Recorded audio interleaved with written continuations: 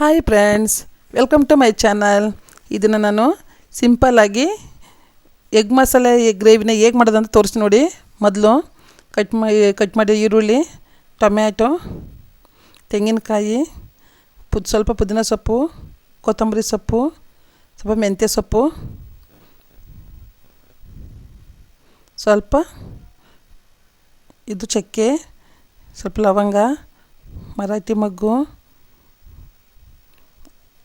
ಏಲಕ್ಕಿ, ಒಂದು ಅನಾನಸು, 2 ಪಲಾವ್ ಎಲೆ, ಸ್ವಲ್ಪ ಹುರ್ಗಡ್ಲೆ ಎಲ್ಲ ತೊಗೊಂಡಿದ್ದೀನಿ ನೋಡಿ. ಇವಾಗ ಅದಕ್ಕೆ ಗರಂ ಮಸಾಲೆ, ಇದ್ರದ್ದು ಮಟನ್ ಮಸಾಲೆ, ರೆಡ್ ಚಿಲ್ಲಿ ಮತ್ತು ಧನಿಯಾ ಪೌಡ್ರು ಮತ್ತು ಕಸ್ತೂರಿ ಮೇಥಿ ಎಲ್ಲ ತೊಗೊಂಡಿದ್ದೀನಿ ನೋಡಿ. ಈಗ ಅದನ್ನು 2 ವಿಧದಲ್ಲಿ ಮಾಡ್ಬೋದು. ಈರುಳ್ಳಿ ನಾನು ಜೊತೆಲೇ ರುಬ್ಬಿದ್ದೀನಿ, ಹಾಗಾಗಿ ಒಟ್ಟಿಗೆ ನಾನು ಒಗ್ಗರಣೆ ಕೊಡ್ತಾಯಿದ್ದೀನಿ.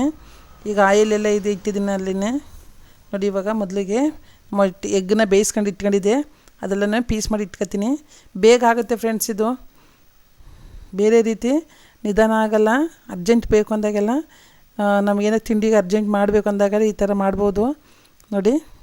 ನಾನು 6 ಮೊಟ್ಟೆ ತೊಗೊಂಡಿದ್ದೆ.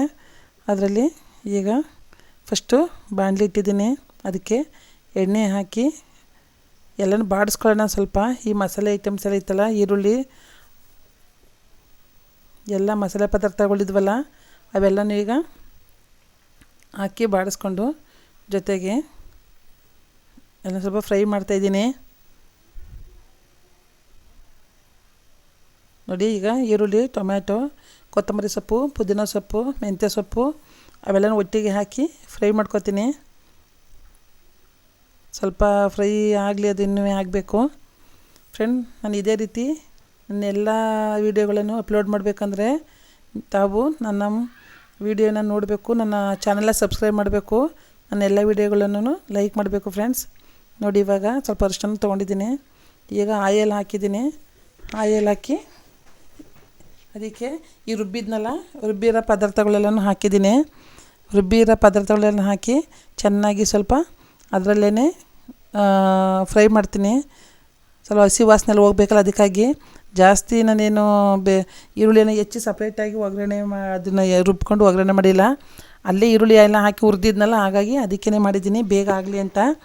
ನೀವು ಕೂಡ ಇದೇ ರೀತಿ ಬೇಗ ಮಾಡಿ 2 ರೀತಿ ಮಾಡ್ಬೋದು ನೋಡಿ. ಇವಾಗ ಸ್ವಲ್ಪ ರೆಡ್ ಚಿಲ್ಲಿನೂ ತೊಗೊಂಡಿದ್ದೀನಿ, ಸ್ವಲ್ಪ ಕಸ್ತೂರಿ ಮೇಥಿ, ಗರಂ ಮಸಾಲ, ಮಟನ್ ಮಸಾಲದ್ದು ಪೌಡ್ರ್ ಬರುತ್ತಲ್ಲ ಅದನ್ನು ಕೂಡ ಹಾಕಿದ್ದೀನಿ. ಎಲ್ಲನೂ ಹಾಕಿ ಚೆನ್ನಾಗಿ ಬಾಡಿಸ್ಕೊಳ್ಳೋಣ. ಈಗ ಎಲ್ಲ ಫ್ರೈ ಆಗಲಿ ಇನ್ನೊಂದು ಸ್ವಲ್ಪ ನೋಡಿ. ಇವಾಗ ಸ್ವಲ್ಪ ತೊಳೆದ ನೀರನ್ನು ಕೂಡ ಹಾಕ್ತಾಯಿದ್ದೀನಿ.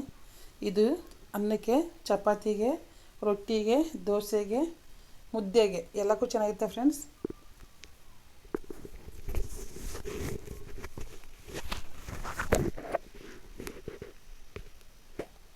ನೋಡಿ ಇವಾಗ ಎಲ್ಲ ಫ್ರೈ ಆಯಿತು.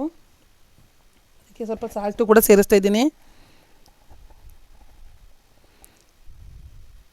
ಇದು ಹಸಿ ಮಸಾಲೆ, ಈಗ ಕಸ್ತೂರಿ ಮೇಥಿ ಹಾಕ್ತಾಯಿದ್ದೀನಿ ಸ್ವಲ್ಪ ಫ್ರೆಂಡ್ಸ್. ಮಸಾಲೆ ಎಷ್ಟು ಬೇಯುತ್ತೆ, ಫ್ರೈ ಆಗುತ್ತೆ, ಅಷ್ಟು ಗ್ರೇವಿ ಆಗಲಿ ಸಾಂಬಾರಾಗಲಿ ಅಷ್ಟು ಚೆನ್ನಾಗಿರುತ್ತೆ.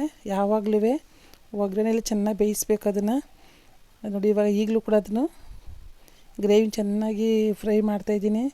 ಅದು ಬೇಯಬೇಕು ಚೆನ್ನಾಗಿ, ಬೆಂದಮೇಲೆ ಅದು ಟೇಸ್ಟ್ ಬರೋದು ನೋಡಿ. ಇವಾಗ ಸಿಂಪಲ್ಲು ನಾನು ಮಾಡ್ತಾಯಿರೋದು, ಅತಿ ಲೇಟಾಗೂ ಮಾಡಲ್ಲ ನೋಡಿ. ಈಗ ಬೇಯಿಸಿ ಇಟ್ಕೊಂಡಿರೋ, ಸುಲ್ದು ಕಟ್ ಮಾಡಿ ಇಟ್ಕೊಂಡಿರೋ ಎಲ್ಲ ಎಗ್ಗುಗಳನ್ನು ಸೇರಿಸ್ತಾಯಿದ್ದೀನಿ. ಅದಕ್ಕೆ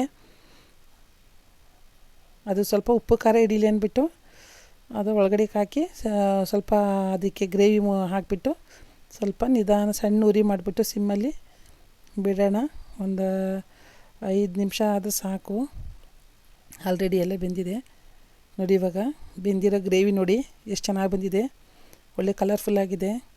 ಇದಕ್ಕೆ ಅರ್ಜೆಂಟಿಗೆ ಅನ್ನ, ಮುದ್ದೆ, ಚಪಾತಿ, ರೊಟ್ಟಿಗೆಲ್ಲ ತಿನ್ಬೋದು ಫ್ರೆಂಡ್ಸ್ ನೋಡಿ. ಚಪಾತಿ ಮಾಡಿಟ್ಟಿದೆ, ಚಪಾತಿಗೆ ಗ್ರೇವಿ ಚೆನ್ನಾಗಿದೆ. ಇವಾಗ ಮುದ್ದೆಗೂ ಕೂಡ ನಾನು ಒಂದು ಮುದ್ದೆ ಮಾಡಿದೆ ತೋರ್ಸೋಕ್ಕೋಸ್ಕರ, ಹಾಗಾಗಿ ಒಂದು ಮುದ್ದೆಗೂ ಕೂಡ ಅದನ್ನು ಇಟ್ಟಿದ್ದೀನಿ ನೋಡಿ ಫ್ರೆಂಡ್ಸ್. ಚೆನ್ನಾಗಿದೆ. ನೀವು ಕೂಡ ಇದೇ ರೀತಿ ಮಾಡ್ಕೊಂಡು ತಿನ್ನಿ ಫ್ರೆಂಡ್ಸ್. ಇದೇ ರೀತಿ ನನಗೆ ಸಪೋರ್ಟ್ ಮಾಡಿ. Thank you very much friends, thank you very much.